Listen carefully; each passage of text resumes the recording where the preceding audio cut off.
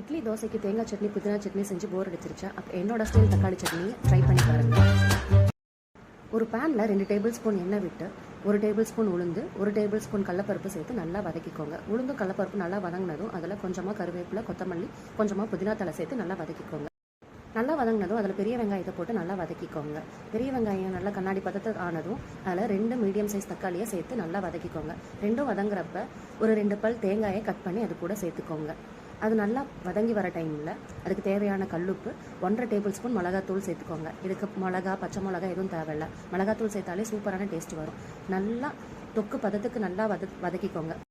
நல்லா வதங்கினதும் சூடாறுனதும் மிக்சியில் போட்டு சட்னி பதத்துக்கு அரைச்சி எடுத்துக்கோங்க. இதுக்கு கடைசியில் ஒரு தாளிப்பு கொடுத்துடலாம். தாளிப்பு கொடுத்து எடுத்தீங்கன்னா சூப்பரான தக்காளி சட்னி என்னோட ஸ்டைலில் ரெடி ஆகிடும். அவ்வளோதாங்க. இனிமேல் உங்ககிட்ட தேங்காய் சட்னி செய்ய சொல்லி கேட்கவே மாட்டாங்க. இந்த மாதிரி தக்காளி சட்னி செய்ய சொல்லி கேட்டுக்கிட்டே இருப்பாங்க.